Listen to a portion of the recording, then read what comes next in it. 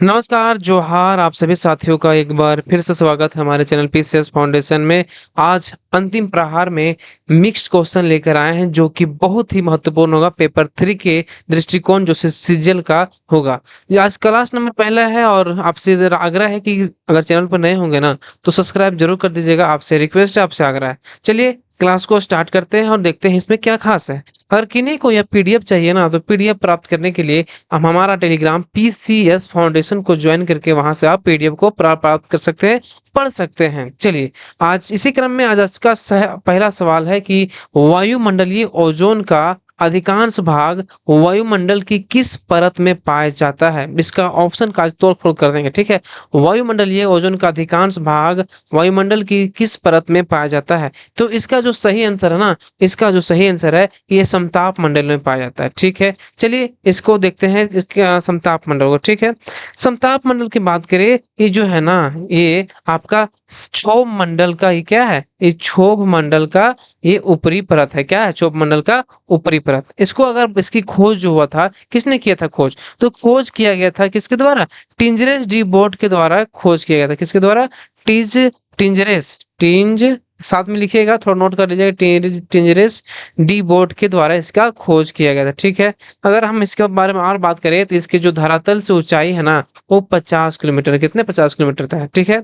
और इसमें बात करें तो इसमें जो है ना मौसमी परिघटनाएं नहीं होती है। इसमें जो है ना इसमें मतलब बारिश तूफान वगैरह कुछ नहीं होता। इसीलिए यहाँ पर क्या किया था, यहाँ पर देखिएगा कि हवाई जहाज चलता है यहीं पे समताप मंडल में, ठीक है।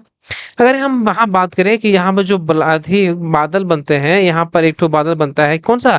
Mother of pearl. कौन सा? मदर ऑफ पर्ल, याद रखिएगा, ठीक है। इससे जानकारी और भी है लेकिन इतना ही आपके लिए सफिशिएंट है। अगर हम बात करें ताप मंडल का, तो ताप मंडल के बारे में थोड़ा देख लीजिए कि ताप मंडल किसको बोलते हैं।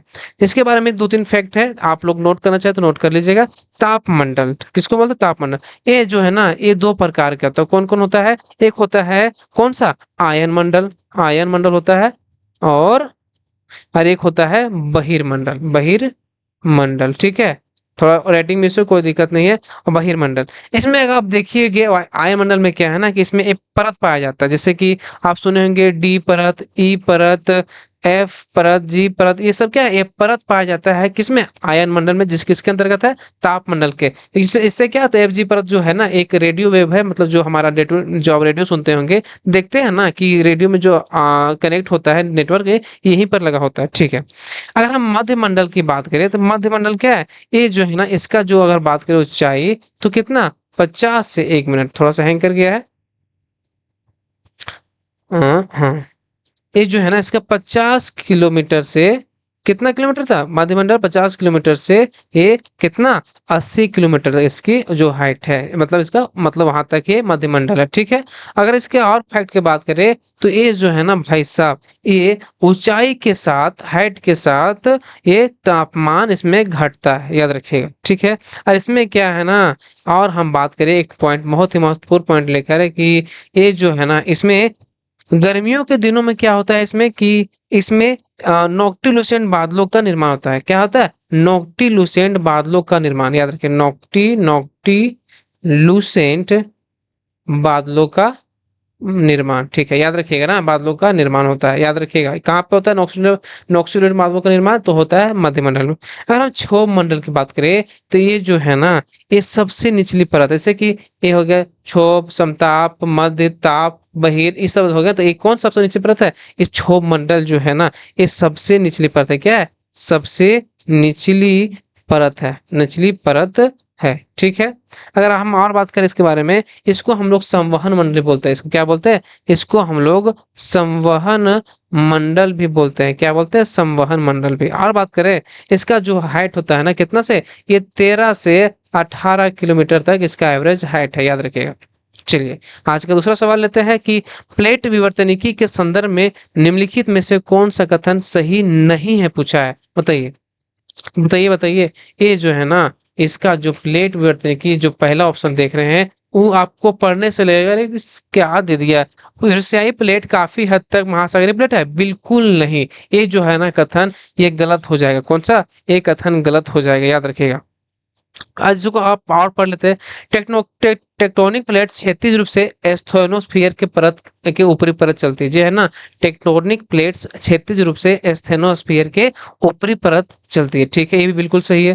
प्रमुख टेक्टोनिक प्लेटें नई फोल्ड पहाड़ों, रिजों, खाइयों और विच्छेदों से क्या क्या है, घिरी हुई, यानी बिल्कुल ये सही है। हमको क्या पूछा था, गलत पूछा था, ठीक है। पृथ्वी की सतह को 7 प्रमुख प्लेटों में विभाजित किया है, बिल्कुल बिल्कुल बिल्कुल। चलिए अगर हम बात करें प्लेट विवर्तनिकी सिद्धांत के बारे में, तो ये जो है ना प्लेट शब्द 1955 में, कब दिया, 1955 में कौन दिया था प्लेट शब्द की जो है 1955 लिखेगा, कौन दिया था, तो ये जो है ना जे टूजो विल्सन के द्वारा प्लेट शब्द को, जे टूजो विल्सन विल्सन के द्वारा प्लेट शब्द का शब्द दिया गया था। अगर हम बात करें 1967 में बात करें तो कौन कौन थे, ये लिखिए, एक मैकेंजी मॉर्गन, लिख दे क्या, मैकेंजी मॉर्गन, और हम बात करें मैकेंजी मॉर्गन और पार्कर के पूर्व उपलब्ध विचारों को समन्वित, मतलब इसमें 3 विज्ञान हुए, कौन कौन सा, मैकेंजी, और हम बात करें मॉर्गन, मॉर्गन,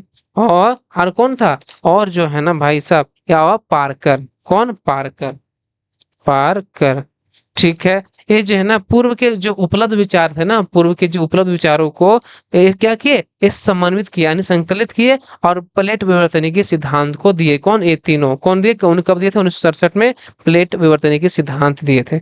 अगर हम बात करें ना ये प्लेट विवर्तनिक किस तरह कितने प्रकार के होते हैं, तो ये जो है ये 3 प्रकार के होते हैं, कितना, कैसे किस तरह, ऐसे की होता है, पहला हम बात करें अपसारी, अपसारी, दूसरा क्या है, अभिसारी, दूसरा हम बात करें तो अभिसारी, ठीक है। तीसरा क्या किया, तीसरा है ये समानांतर, समानांतर, ठीक है। ये जो है ना पैरेलल। अगर हम अपसारी संचलन जो होता है ना, ये कैसा होता है, मतलब ऐसे एक प्लेट हुआ और दूसरा एक प्लेट यहाँ घुस गया, ये अपसारी संचलन। और अभिसारी की हम बात करें तो एक इधर जा रही टूट के और एक इधर क्या, अपसारी अलग हो रहा है, और ये जो है ना समानांतर इससे और इससे चलता है, ठीक है। चलिए आगे बढ़ते हैं। अगला सवाल है कि कौन सा उपकरण भूकंप के दौरान सतह पर पहुंचने वाली तरंगों की मापता है, क्या करता है, जो कौन सा उपकरण इसमें है कि भूकंप के दौरान सतह पर पहुंचने वाली तरंगों को मापता है। इसमें जो सवाल है ना ज्योग्राफी, हिस्ट्री, पॉलिटिकल, अर्थव्यवस्था, झारखंड जी के भी है, ठीक है। आप अंत तक बने रहिएगा, सब मिलेगा आपको। चलिए, जो पूछा है कि भूकंप के दौरान सतह पर पहुंचने वाली तरंगों को मापता है, कौन मापता है, ये मापता है आपको सिस्मोग्राफ, कौन मापता है, सिस्मोग्राफ। अगर ये सब विश्लेषण करते चले जाए तो वीडियो ज़्यादा लंबा हो जाएगा, इसीलिए हम जल्दी करने का प्रयास करें, क्योंकि कम समय में ज़्यादा चीज़ों को हम लोग कवर कर लेंगे, ठीक है। इसके बारे में करें उपकरण उपयोग, सिस्मोग्राफ जो है ना भूकंप के दौरान सतह पर आने वाली तरंगों, रिएक्टरों के पैमानों को क्या करती है, मापता है। अगर हम बात करें मैनोमीटर की, तो मैनोमीटर जो है निद्रव वायुदाब मापी यंत्र जो कागज पर वायुदाब का चित्रण करता है, कौन, मैनोमीटर। अब बात है क्रोनोमीटर, क्रोनोमीटर क्या है, इसे टाइम कीपिंग यंत्र यंत्र का उपयोग समुद्र में देशांतर के निर्धारण हेतु होता है। चलिए अगला सवाल को देखते हैं। निम्नलिखित में से कौन सा डॉक्टर हवा के नाम से जाना जाता है, बताइए कौन सा हवा जो डॉक्टर हवा के नाम से जानते हैं, ये जो है ना हरमट्टन जो हवा है, इसे डॉक्टर हवा के नाम से भी जाना जाता है, समझे ना। चलिए आगे बढ़ते हैं, बहुत मजा आएगा पढ़ने में, आप अंत तक बने रहिएगा, और चैनल पर नए होंगे तो सब्सक्राइब जरूर कर दीजिएगा। चलिए अगला सवाल है कि जल मंडू मध्य क्या है, बताइए जल मंडू मध्य क्या है, आप लोग पढ़े हैं जी, बिल्कुल पढ़े होंगे कि जल मंडू मध्य जो है ना ये क्या है, यह एक प्रकार का दो भूभागों को अलग करने वाला एक जल निकाय, जो है दो भूभागों, इस ए यहाँ पर हो गया, ए यहाँ पे, ये क्या है, जल आ गया यहाँ पे, ठीक है, ये अलग करने वाला ये भूभाग है। चलिए ये जल मंडू मध्य है। चलिए आगे बात करें, बिल्कुल। कुल्लू घाटी किसके बीच स्थित है, बताइए किसके किसके बीच कुल्लू घाटी स्थित है, बहुत ही मजा आएगा पढ़ने में, बस अंत तक बने रहिएगा। कुल्लू घाटी किसके बीच स्थित है, तो कुल्लू घाटी जो है ना भाई साहब ये लद्दाख और पीर पंजाल के बीच स्थित है, कहाँ का, लद्दाख और पीर पंजाल के बीच स्थित है। अगला सवाल को देखते हैं। शब्द स्वर्णिम चतुष्कोण से क्या अभिप्राय है, याद है स्वर्णिम चतुष्कोण, ये जो है ना भाई साहब ये आपका है 4 भारतीय महानगरों को जोड़ने वाली जो राष्ट्रीय राजमार्ग का विकास परियोजना को क्या बोलते हैं, स्वर्णिम चतुष्कोण, जो क्या है 4 भारतीय महानगर नगरीय शहरों को क्या करती है, जोड़ने वाली राष्ट्रीय राजमार्ग का विकास परियोजना है ये। चलिए अगले सवाल को देखते हैं। भारत में कृष्ण क्रांति, इसको क्या बोलते हैं, काली क्रांति, किस उत्पाद के विनिर्माण से संबंधित है? बताइए, काली क्रांति जो है, इसको कृष्ण क्रांति बोलते हैं, किससे संबंधित है ये जो है ना भाई साहब, ये कच्चा पेट्रोलियम से संबंधित है। किससे संबंधित है? कच्चा पेट्रोलियम से यह संबंधित है। अगला सवाल को लेते हैं। 2011 की जनगणना के अनुसार देश का सर्वाधिक घनी आबादी वाला राज्य है। 2011 की जनगणना के अनुसार देश का सर्वाधिक घनी आबादी वाला राज्य कौन सा है? तो ये जो है ना, ये पश्चिम बंगाल। कौन सा है? ये पश्चिम बंगाल जो है, ये क्या है, सर्वाधिक घनी आबादी वाला यह राज्य है, याद रखिएगा। चलिए अगला सवाल को देखते हैं और जानने का प्रयास करते हैं। अगला सवाल है कि बाड़ा, बाड़ा जो है शब्द किसके लिए प्रयुक्त किया जाता है? बाड़ा शब्द किसके लिए प्रयुक्त किया जाता है? याद है, ये बाड़ा शब्द है ना, ये मसाई चरवाहे का बाढ़ से घिरा गांव को, ये जो है बाड़ा शब्द इसी के लिए प्रयुक्त किया जाता है। किसके लिए? मसाई चरवाहे का बाड़ा से घिरा गांव। चलिए अगला सवाल अब स्टार्ट होता है हिस्ट्री से, ठीक है। बताइए, पहला सवाल बोल रहा है ना भाई साहब कि किसकी मूर्ति सिंधु घाटी सभ्यता के लोगों की एक महत्वपूर्ण रचना थी? बताइए, बताइए आप लोग। ये जो थी ना भाई, याद है कुछ भी? ये क्या होगा इसका सही आंसर जो हो जाएगा आपका, कौन सा? बताइए, कौन सा सही आंसर होगा, आप बताने का प्रयास कीजिए। ये जो इसका सही आंसर हो जाएगा ना भाई, ये हो जाएगा नर्तकी की मूर्ति जो है ना, मूर्ति सिंधु घाटी सभ्यता के लोगों की एक महत्वपूर्ण रचना है। कौन? नर्तकी की मूर्ति, ये महत्वपूर्ण रचना है। चलिए आगे बढ़ते हैं। प्रसिद्ध गायत्री मंत्र जो, बताइए, प्रसिद्ध जो गायत्री मंत्र किससे लिया गया है? प्रसिद्ध गायत्री मंत्र जो है किससे लिया गया है? ये जो लिया गया है ना भाई, यह लिया गया आपका ऋग्वेद से। किससे लिया गया? ये ऋग्वेद से लिया गया है। मुंडकोपनिषद से क्या लिया गया? ये आप जो है कहाँ से लिएगा, मुंडकोपनिषद क्या लिया गया है वो हमको कमेंट बॉक्स में बताइएगा। चलिए अगला सवाल। जूनागढ़ शिलालेख जो है निम्न में से किस भाषा का पहला शिलालेख माना जाता है?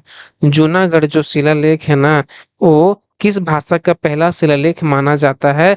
तो ये जो है ना भाई साहब, ये संस्कृत भाषा का पहला शिलालेख माना जाता है। कौन? जूनागढ़ शिलालेख। चलिए याद रखिएगा। अगला सवाल पूछा है कि भारत के किस भाग में 980 से 1003 ईस्वी तक रानी वितदा ने शासन किया? रानी वितदा, चलिए इसके बारे में जानेंगे, ठीक है। भारत के किस भाग में 1980 से 1003 ईस्वी तक रानी वितदा ने शासन किया था? बताइए बताइए बताइए बताइए।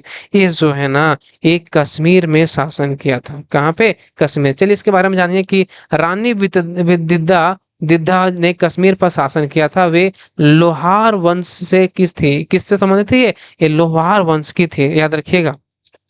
अगला सवाल पूछा है कि मोहम्मद गौरी ने पृथ्वीराज चौहान को किस युद्ध में हराया था? बताइए। ये तो सभी आपको मालूम होगा कि मोहम्मद गौरी ने पृथ्वीराज चौहान को किस युद्ध में हराया था। तो किस युद्ध में हराया था?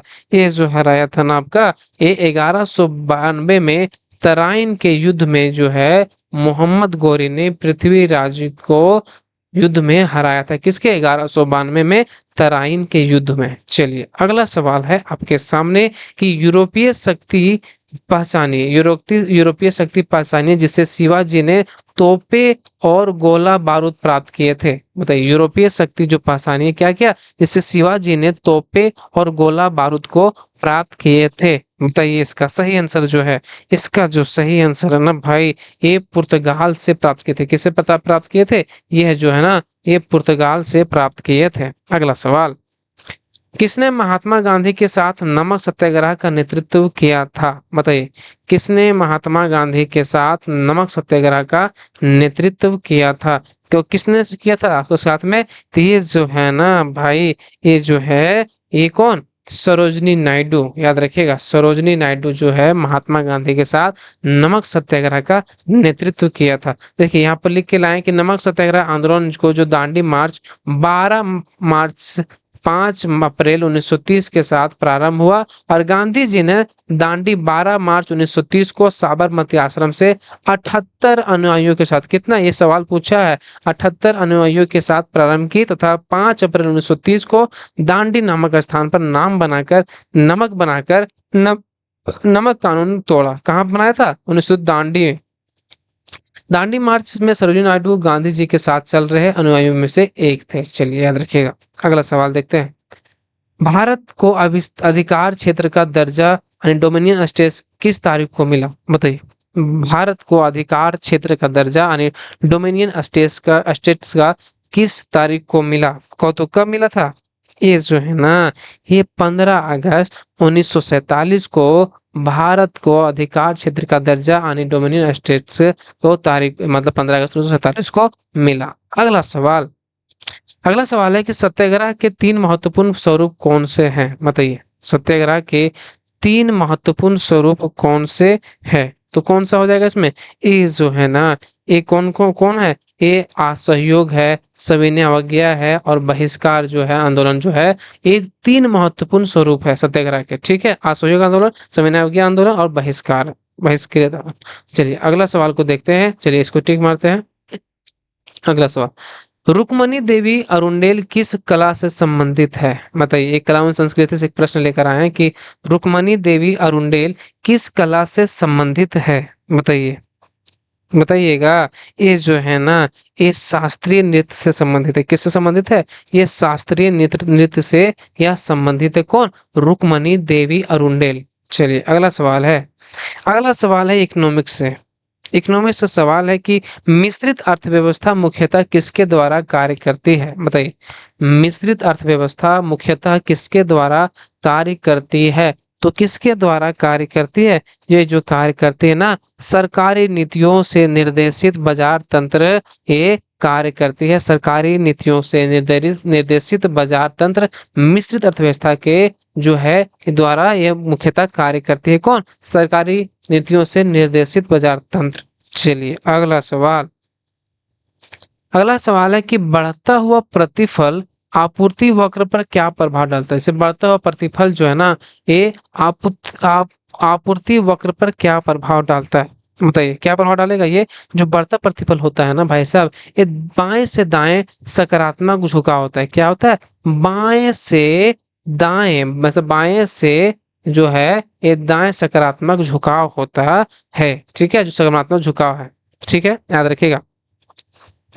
अगला सवाल है आपके सामने कि उपभोग फलन का अभिप्राय है। बताइए। उपभोग फलन का अभिप्राय है। बताइए। उपभोग जो फलन का अभिप्राय है ना भाई साहब, ये आय और उपभोग के बीच संबंध है। क्या है? ये आय और उपभोग के बीच यानी इनकम और जितने का उपभोग किए उनके बीच संबंधों को क्या उपभोग फलन बोलते हैं। ठीक है, याद रखिएगा। अगला सवाल है कि एक ऐसा बाजार जिसमें तैयार माल या सेवा खरीदी और बेची जाती है उसे क्या कहते हैं? बताइए। एक ऐसा बाजार जिसमें तैयार माल या सेवा खरीदी और बेची जाती है उसे क्या कहते हैं? तो उसे क्या कहते हैं? उसे कहते हैं क्या? उसे कहते हैं प्रोडक्ट बाजार। उसे क्या कहते हैं? प्रोडक्ट बाजार कहते हैं। किसको? जो तैयार माल या सेवा खरीदी को बेची जाती है उसे कहते हैं प्रोडक्ट बाजार। याद रखिएगा। चलिए अगला सवाल को देखते हैं। पूर्ण प्रतिस्पर्धा की अनिवार्य शर्तों में से एक है। पूर्ण प्रतिस्पर्धा की अनिवार्य शर्तों में से एक है। क्या है? ये जो है ना, किसी भी समय पर समरूप वस्तुओं की एक ही कीमत है। मतलब क्या है? पूर्ण प्रतिस्पर्धा कहने का मतलब है कि किसी भी एक समय पर समरूप, मतलब समरूप जो वस्तुएं होते हैं एक ही कीमत पर मिलता है। ठीक है, समरूप वस्तुएं एक ही कीमत पर, यानी जो समान दो वस्तु है वो एक ही कीमत पर होता है। अगला सवाल, निम्नलिखित में से कौन स्वतंत्र भारत की पहली सार्वजनिक क्षेत्र की कंपनी है? बताइए। पूछा है कि निम्नलिखित में से कौन स्वतंत्र भारत की पहली सार्वजनिक क्षेत्र की कंपनी है? तो बताइएगा आप लोग। ये जो है ना भाई साहब, ये है आपका दामोदर घाटी कॉरपोरेशन। ठीक है, ये कौन सा है? ये जो है ना आपका कौन सा हो जाएगा? 26 का। ये दामोदर घाटी कॉरपोरेशन जो है ना, दामोदर घाटी, ये सार्वजनिक क्षेत्र की यह कंपनी है। मुद्रास्फीति के समय कर की दर में होनी चाहिए। अगर मुद्रास्फीति हो जाता है तो कर की दर में क्या होनी चाहिए? ये कर की दर में है ना, जो ये क्या होनी चाहिए कर की दर में? ये कर की दर में वृद्धि होना चाहिए, ताकि लोन कम मिलेगा, कम खर्चा होगा, कम अथी आएगा, तो यह कंट्रोल में आ जाएगा आपका। ठीक है, याद रखिएगा। भारत के जीडीपी जो है, जीडीपी में अर्थव्यवस्था की किस क्षेत्र की हिस्सेदारी सबसे अधिक है? बताइए। भारत के जीडीपी में किस अर्थव्यवस्था के किस क्षेत्र की हिस्सेदारी सबसे अधिक है? तो किस क्षेत्र की सबसे अधिक है? ये जो है ना, ये सेवा क्षेत्र की जो भागीदारी है, सर्विस सेक्टर की जो भागीदारी है, वो सबसे अधिक है।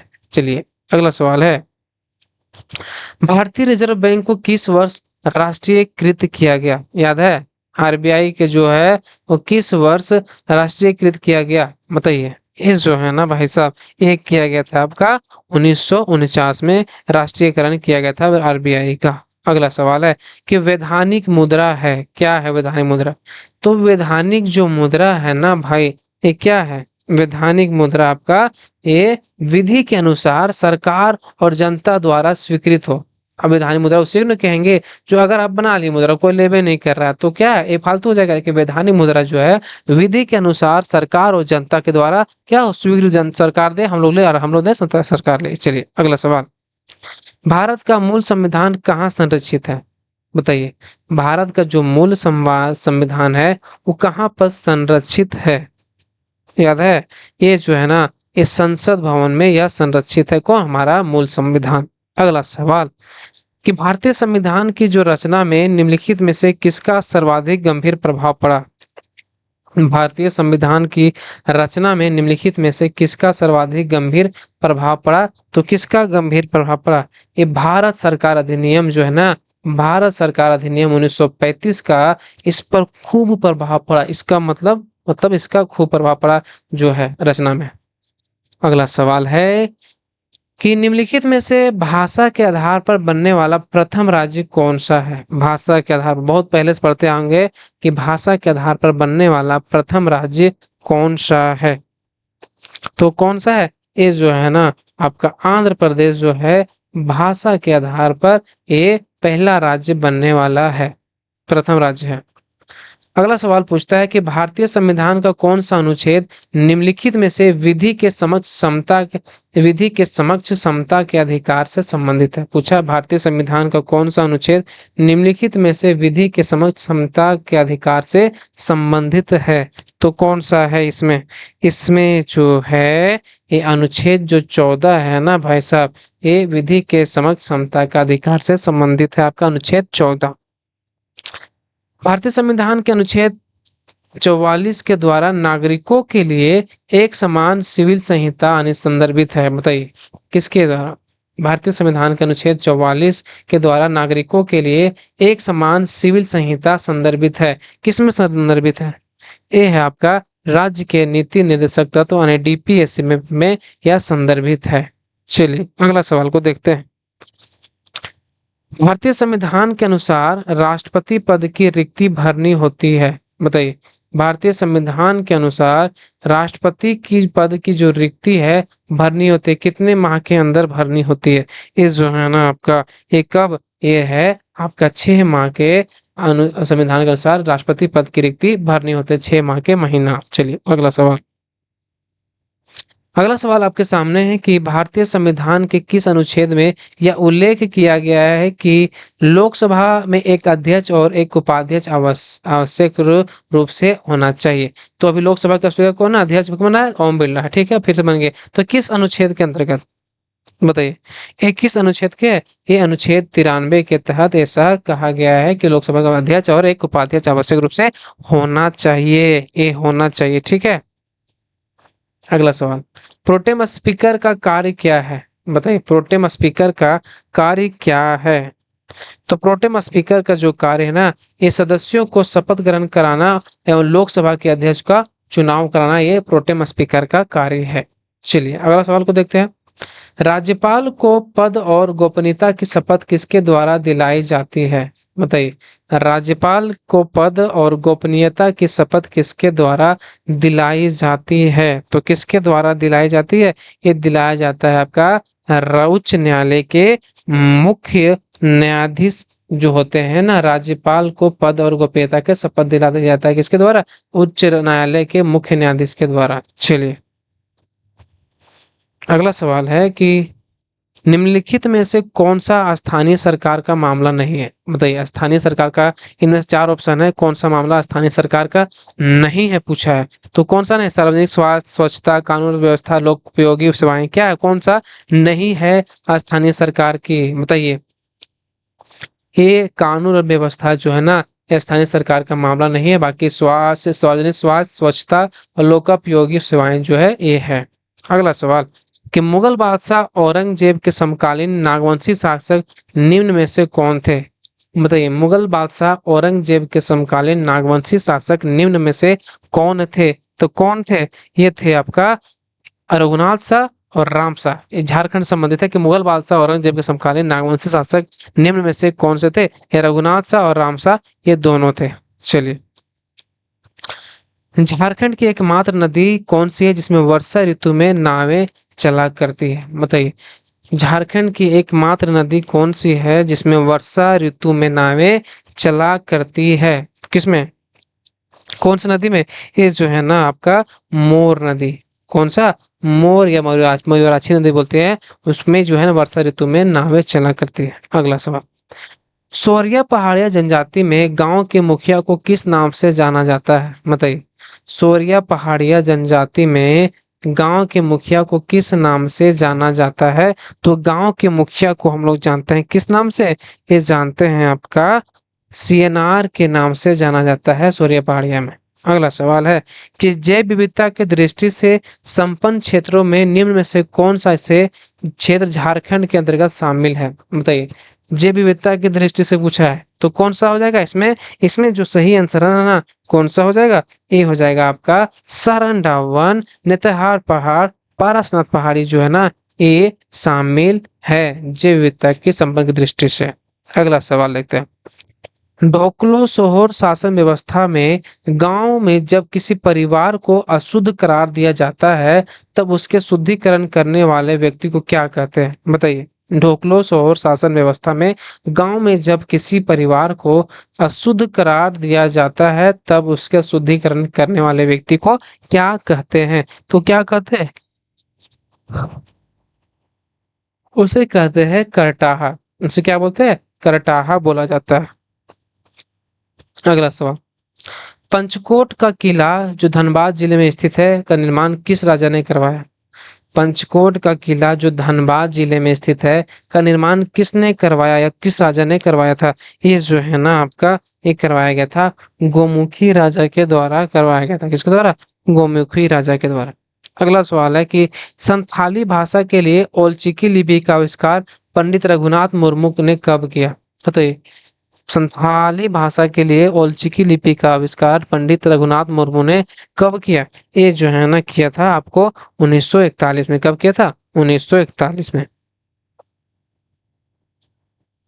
अगला सवाल, सर्व शिक्षा अभियान कार्यक्रम झारखंड में निम्न में से किसके द्वारा चलाया जा रहा है? सर्व शिक्षा अभियान कार्यक्रम जो है किसके द्वारा चलाया जा रहा है? तो ये जो चलाया जा रहा है ना भाई, ये चलाया जा रहा है किसके द्वारा? ये चलाया जा रहा है जेईपीसी के द्वारा सर्व शिक्षा अभियान झारखंड में चलाया जा रहा है। अगला सवाल है कि झारखंड